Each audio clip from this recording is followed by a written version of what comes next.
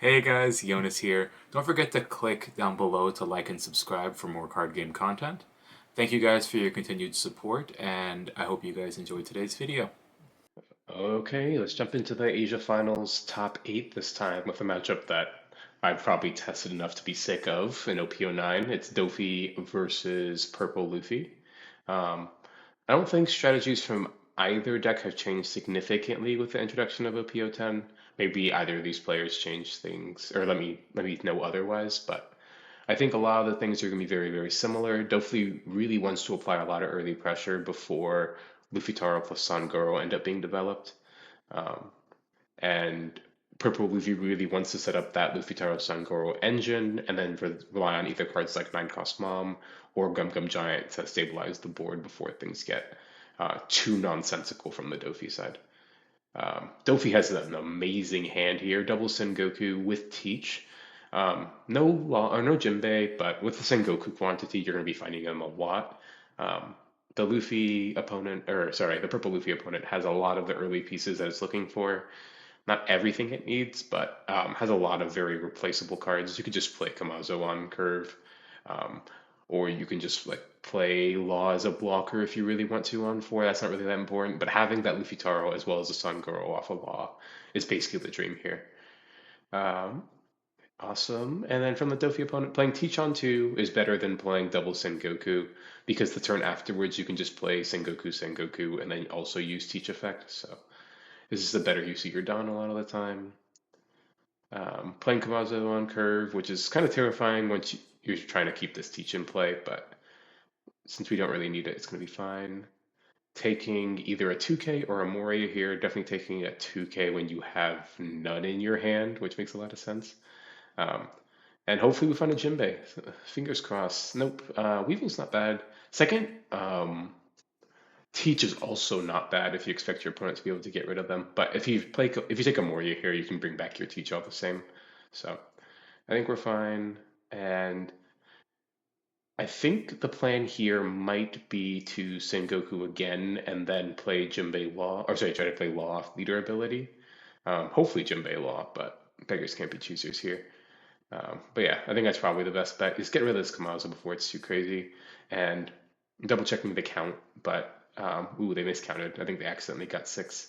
So definitely a thing that we could have messed up, but thankfully there's a Jinbei in there. And the judge is very quick to fix this mistake. This is one extra card that people through the layers saw, so the opponent gets to see what it is, and they end up putting it on the bottom, so another player has information. So, and yep, Jinbei Law, bouncing Sengoku, and bouncing the Kamazo before things get too crazy. Yeah, this is basically like firing on all cylinders. The only issue that you would love is that you'd wish you'd have a 2K, or not a 2K, a 6K body here just to keep applying pressure. But I think this is very functional from the Dofi side, and I really wouldn't want to change it. Um, and now we're just countering here. I think you can counter with a 2K or a Sengoku. Moria is not bad. I like keeping Morias a lot of the time just because I really want to be able to build a board for relatively minimal cost. I understand it's your only 2K, but I think you could just like discard your 2K and then just Moria it back, which is perfectly fine. Um, and now the Delphi opponent on 6 Dawn really needs to figure out what he wants to do this turn. You could just Moria plus or Boa plus use leader effect, and that's a powerful top three. Second Jinbei is gross. Um, and I wonder what the plan is here. Trying to figure out what you want to do with your Dawn. I think I think he's planning on always using leader effect here or teach effect. I guess he doesn't want to put in the Jinbei because he doesn't want to play over the teach here, which I think is very, very reasonable. Um, yep, and he's going 6, 6, 7,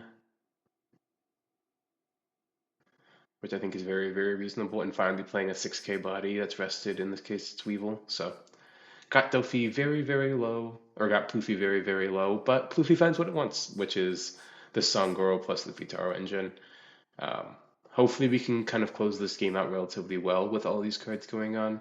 We don't have a 9 Mom, which is probably one of your best cards in these spots. But we do have two Gum Gum Giants alongside a kid to maybe like stem the bleeding a little bit. So I think that Luffy can play from here. Hopefully, it finds a little bit more action from these the Sangoro attack. But and that's just another Luffy Taro. So that might be the best play, to be completely honest. Just playing another Luffy Taro plus a Zoro. But I think it's going to be kind of difficult to play from here. And we're getting that block 1k in. I think it's very reasonable. You only have the 1-2k, so you're just trying to find any moment you can to use a 1k, especially if the tides might change where your opponent ends up playing something like a Sanji, so you can't even like use your 6k blocker for free. So blocking while you can is probably for the best. Your opponent now gets to attack 5 now, which is not ideal, but since your hand was all 1ks, I think this is actually a net positive for you. And running 5 at law, giving a Jinbei here. And our hand is just 2k, 1k, and Red Rock. And we're committing fully to this board. We're basically trying to end the game next turn. Um, if we don't put our opponent in a very precarious spot here, it's actually very hard to rebuild a board given how dominating the probability opponent's hand is, or board is rather. But we have 8 Dawn going into this turn and a monstrous board with our opponent at 1 with no blockers, so turning your brain off and swinging for 7 here is probably for the best. And 2k, 1k seems like it's going to be useful, but honestly, it's not going to be enough. This giant needs to do some real work fixing this hand to be able to survive this onslaught of 7k swings. Um, yep, I think you have to just 2k 1, or you have to giant this rather, because if you give 2k 1k, you might have to use a giant on something as trivial as a 5k swing, which would be a nightmare. And that is a nightmare right there. Drawing 2 more non-counters basically means that you can never survive this turn. Yeah, there's not much you can do. Um, yeah, you 2k, 1k this, and then you swing 7. Unless the purple opponent's playing something like a Gum Gum Gatling, this 7, 8k swing is just a nightmare, and nothing worked. And unfortunately, that's just kind of how the format works right now in this format. Purple Luffy versus Dofi is a very blisteringly fast matchup because you want the game over before all those crazy cards end up playing or being played out from the Purple Luffy side. Um, Dofi played it pretty close to perfectly. I don't think there was much else you could have changed, and the game was very easily won from there. Definitely, I wish there was more that changed things in OP10, but that's honestly how a lot of my Purple Luffy games go myself. So props to him. Hopefully he keeps doing well in this Wave 2 finals. And it's a short video, but I'll be looking at these guys doing well in future events. Don't forget to like and subscribe for this video to see the rest of this Japan final OPO10 tournament.